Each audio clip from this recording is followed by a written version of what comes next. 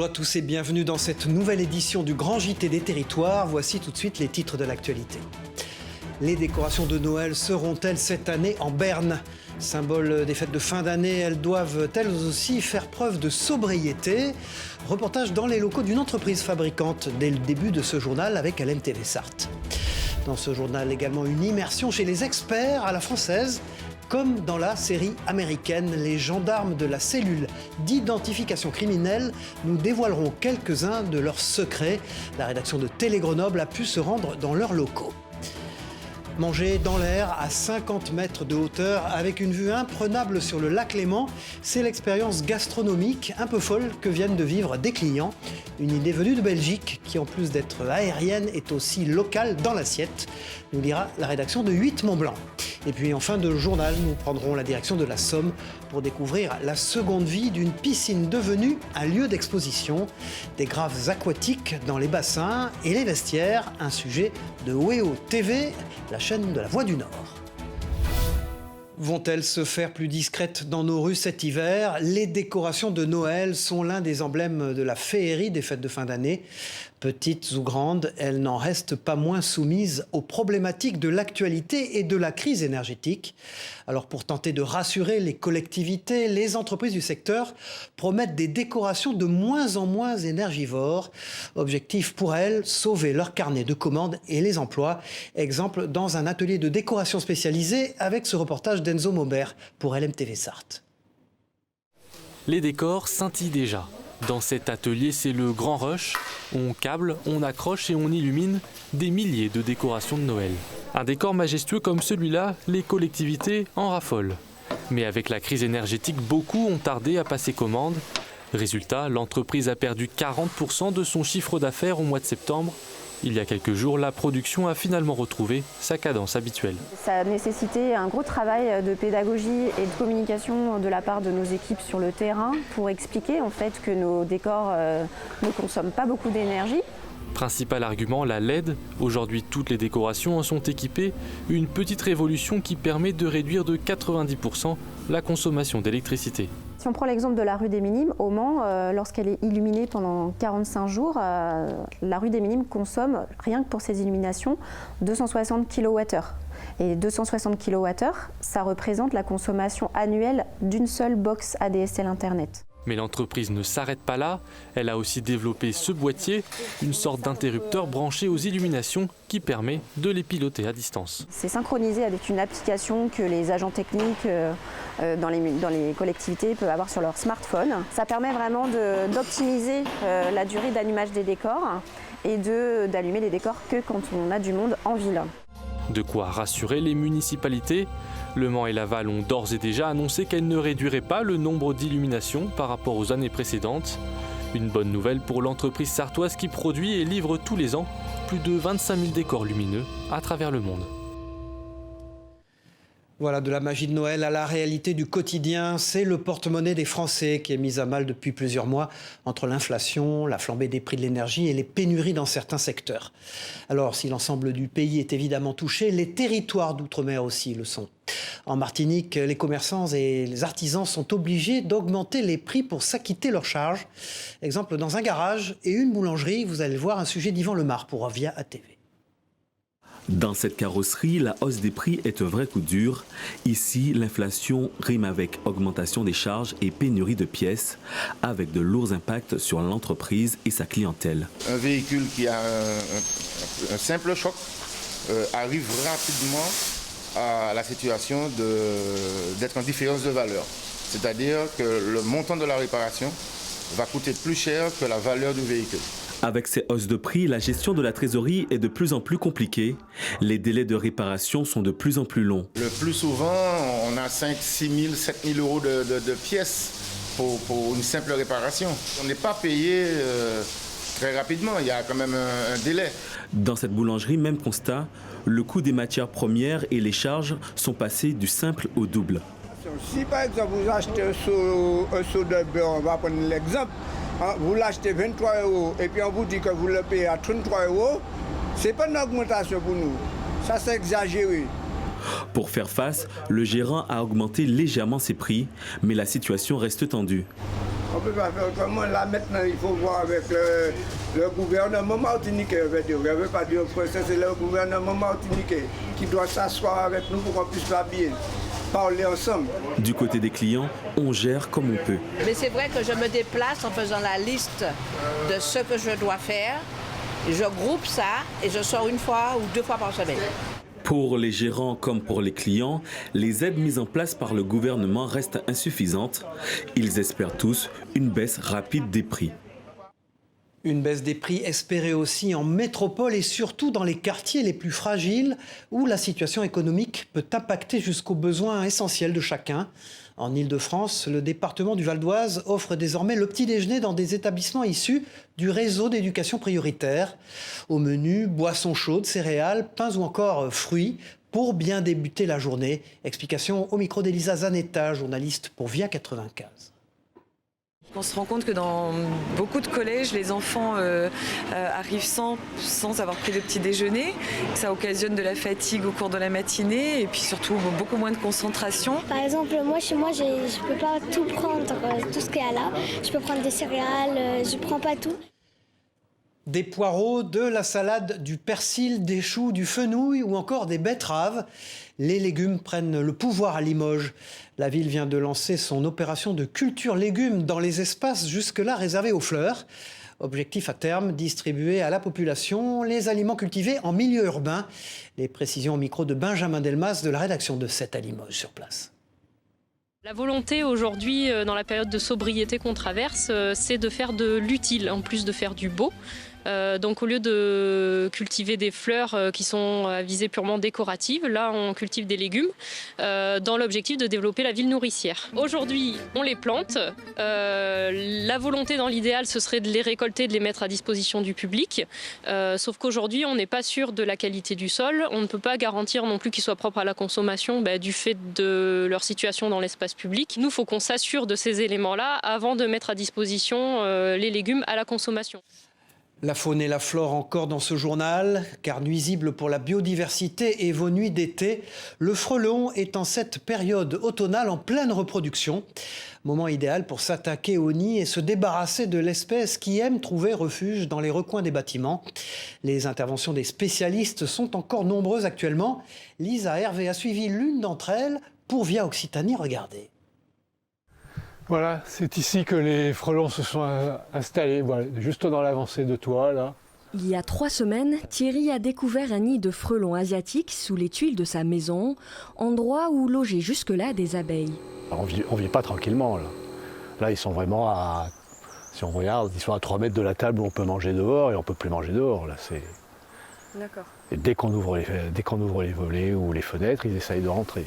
Alors, pour ne prendre aucun risque, Thierry a appelé un exterminateur de frelons, un spécialiste équipé et disposant des bons produits. On entend des frelons un petit peu tourner, mais à mon avis, il n'y a pas de nid, sinon il serait vraiment sorti pour le protéger.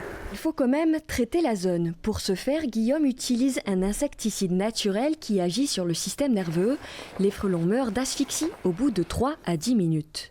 C'est une espèce invasive, il détruit les abeilles, il détruit toute la biodiversité, il va se nourrir vraiment de tout ce qu'il trouve, donc il déstabilise complètement les écosystèmes, les chaînes alimentaires. Il vaut mieux le détruire au maximum, on n'arrivera jamais à l'éradiquer maintenant qu'il est dispersé dans la nature, c'est complètement impossible à éradiquer, il va falloir apprendre à vivre avec. En cette période de reproduction, Guillaume retire par jour 4 à 6 nids de frelons asiatiques ou européens.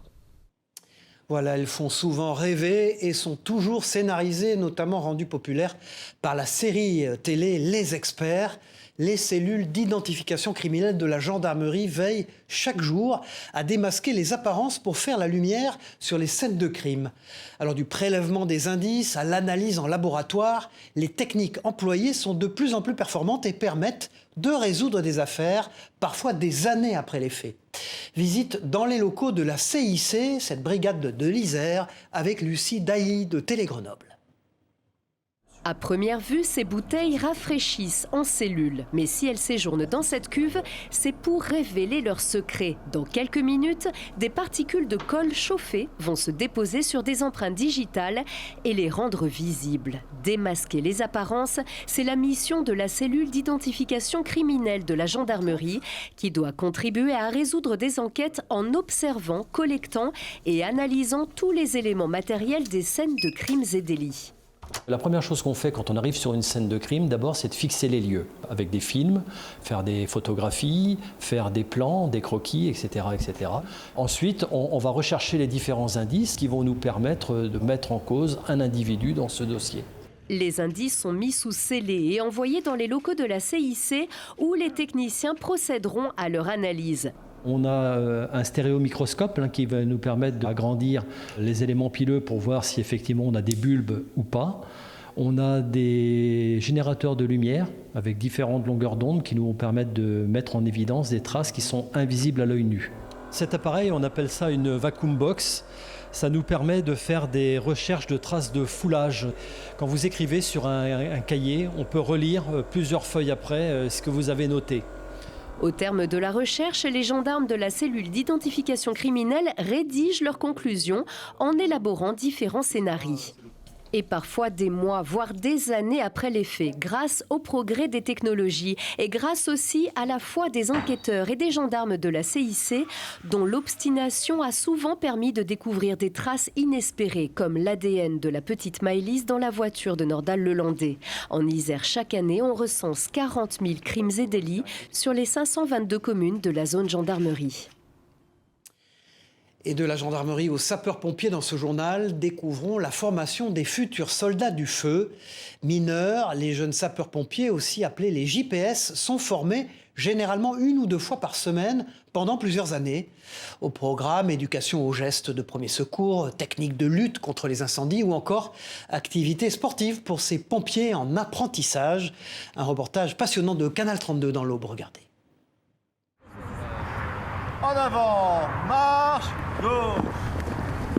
Discipline, rigueur et conditions physiques, autant de qualités et de compétences demandées par l'école des jeunes sapeurs-pompiers. On les forme suivant un programme qui est progressif, suivant justement l'âge et adapté, avec pour objectif d'avoir un gain de temps de formation et d'avoir dès le recrutement en qualité de volontaire un pompier formé quasiment à 100%. Pendant 4 ans, à partir de 13 ans, les jeunes sont formés par des sapeurs-pompiers volontaires ou professionnels bénévoles. Le plus compliqué pour former un jeune, on va dire que c'est surtout lui inculquer en fait une rigueur une rigueur que n'y a pas à l'extérieur souvent. On sait qu'il y a les études à prendre en compte.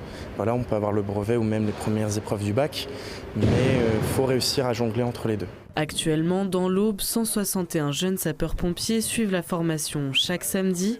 Entre manœuvres et cours théoriques, le but, garder les élèves motivés. C'est un vrai corps, on essaye de créer une cohésion. On parle souvent de la grande famille des pompiers, on a aussi une grande famille chez les jeunes sapeurs-pompiers qui fait partie aussi de la famille des pompiers. La motivation est essentielle pour intégrer l'école des apprentis soldats du feu. J'aime être utile, j'aime venir en aide. C'est un tout, c'est les manœuvres, c'est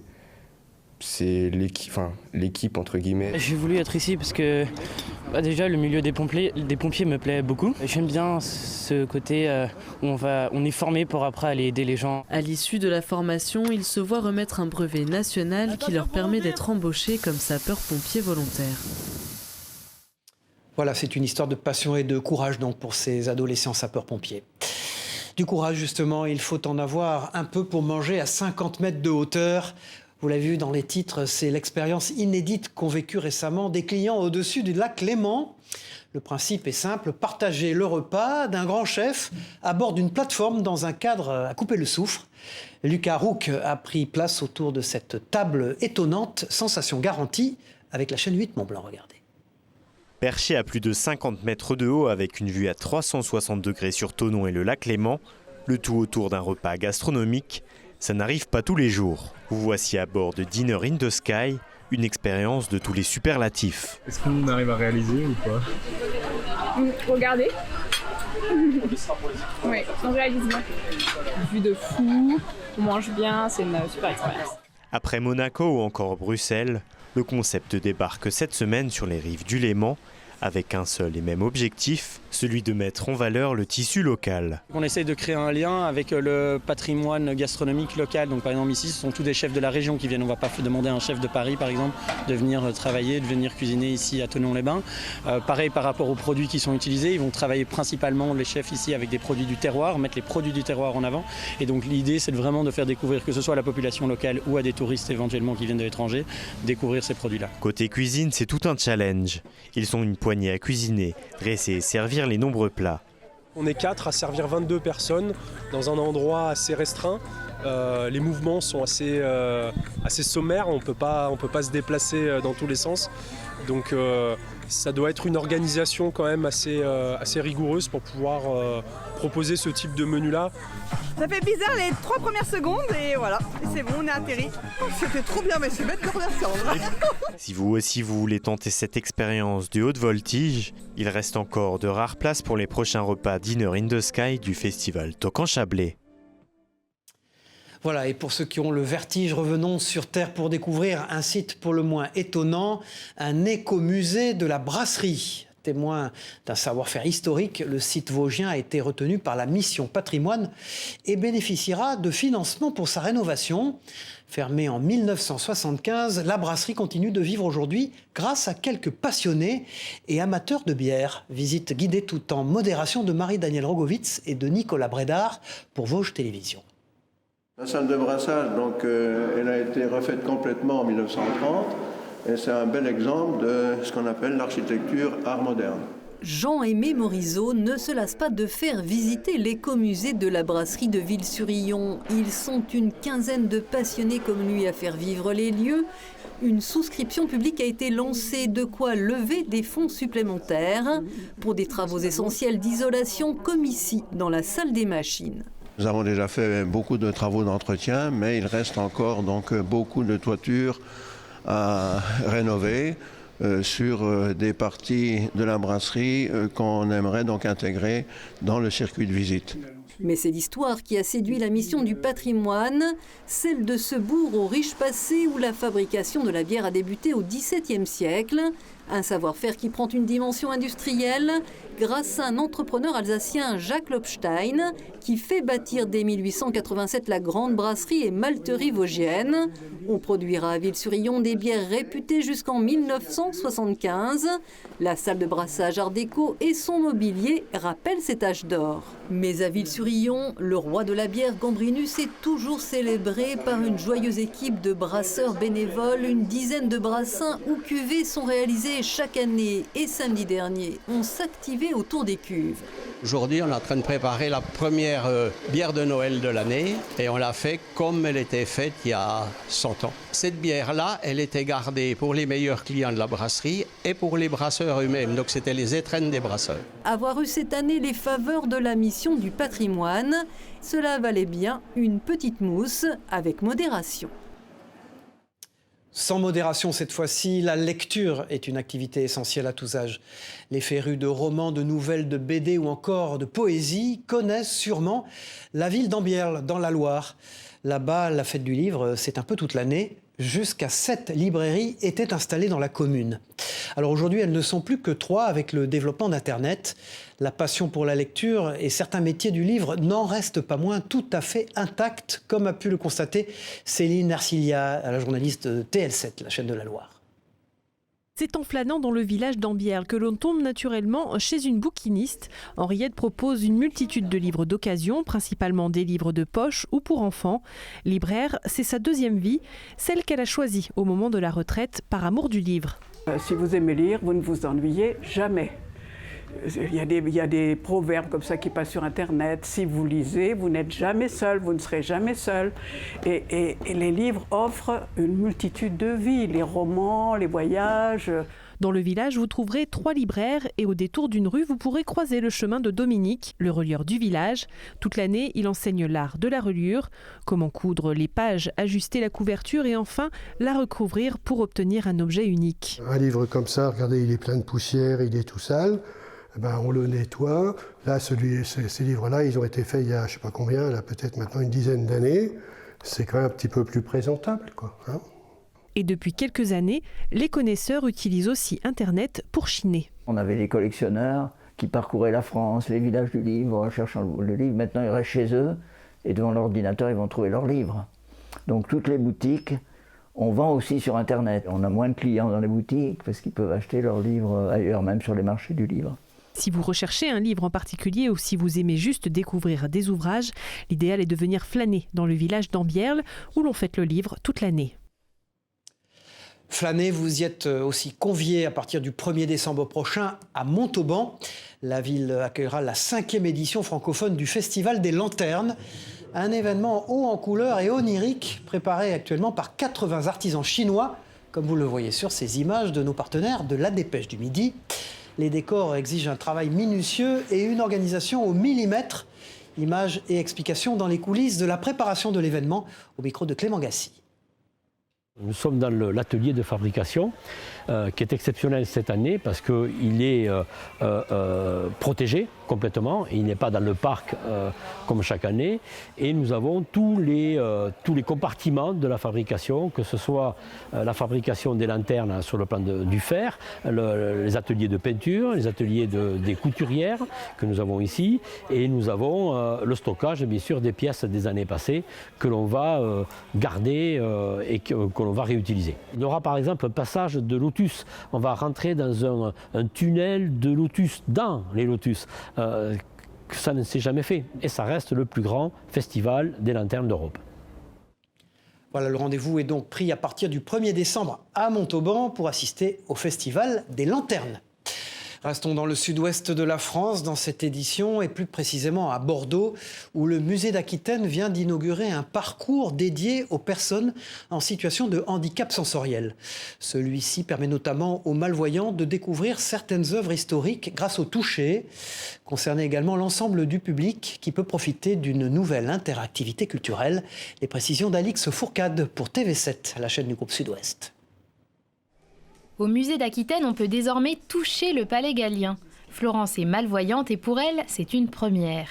Je ne suis pas de Bordeaux. Le palais gallien, j'en avais beaucoup entendu parler. J'avoue que j'imaginais pas ça du tout comme ça. Ce que je trouve génial aussi, c'est cette démarche, finalement, d'avoir voulu être tellement précis dans la représentation pour qu'au final, nous, on puisse vraiment se faire une idée de comment était l'architecture de ce genre de bâtiment. Le musée d'Aquitaine propose depuis quelques mois un parcours sensoriel.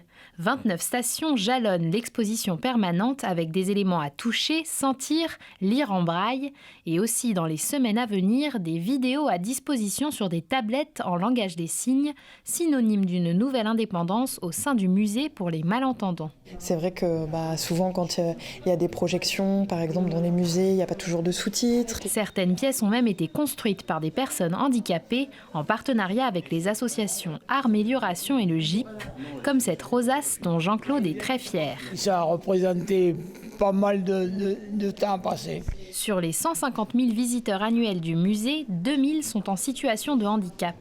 Ce nouveau parcours a bien évidemment été réfléchi pour leur correspondre, mais aussi plus largement pour séduire tous les publics avec des propositions plus interactives. On est amené, musée, à essayer d'innover toujours et à proposer des choses différentes. Quitte à faire des choses différentes, il faut essayer d'englober le maximum de diversité dedans. Ce parcours sensoriel s'étend de la préhistoire jusqu'à l'époque contemporaine. Contemporaine, elle l'est assurément. La piscine de Doulien dans la Somme s'offre une nouvelle jeunesse et se convertit en écrin artistique, elle aussi. Vouée à la démolition, le site a été investi par une vingtaine de graffeurs. L'agitation aquatique laisse place au silence du street art pour une exposition jusqu'à la fin de l'année. Un sujet de Jérémy Houbron pour WEO TV, la chaîne de la Voix du Nord. Regardez. L'ancienne piscine municipale de Doulan revêt un nouveau visage. Dans le bassin, jusqu'aux vestiaires en passant par les douches, des créatures marines ornent désormais les murs de ce musée éphémère. Un adieu haut en couleur pour un lieu voué à la destruction. C'était notre piscine, quoi. C'est un peu nous qui s'en va avec, quoi. Actuellement, je trouve ça bien, ça lui offre une nouvelle chance. Des années qu'elle n'avait plus remis les pieds ici. Jacqueline redécouvre ce lieu où elle a travaillé 25 ans. Vous la reconnaissez, votre piscine ? Si je regarde pas les dessins, oui, parce qu'on y a tellement vécu des heures ici. Mais bon, on a fait C'est nous qui avons commencé le premier téléthon ici, qu'on avait fait le premier téléthon de la région. Avec le projet Transition la piscine, le pôle des cultures urbaines de la Somme a réuni 17 street artistes venus de toute la France. Entre peinture, collage et trompe-l'œil, les techniques se sont entremêlées pour créer une immersion quasi totale. On a 2 artistes qui sont derrière nous, qui s'appellent Nikita et Sueo, qui eux sont vraiment spécialisés dans les anamorphoses au sol. Donc on a laissé vraiment carte blanche aux artistes avec simplement une ligne directive qui était le milieu naturel en fait aquatique. Ce nouveau souffle, la municipalité y tenait. En avril dernier, après 40 années de service, l'espace de loisirs fermait ses portes prématurément. En cause, une avarie technique. Les visiteurs ont jusqu'au 30 décembre pour profiter de l'exposition. Ensuite, la piscine Marc Revaux s'éteindra définitivement pour laisser la place à une résidence senior. Voilà, c'est la fin de cette édition du Grand JT des Territoires. Merci de nous avoir suivis. On se retrouve très vite pour une nouvelle édition. Au revoir à tous.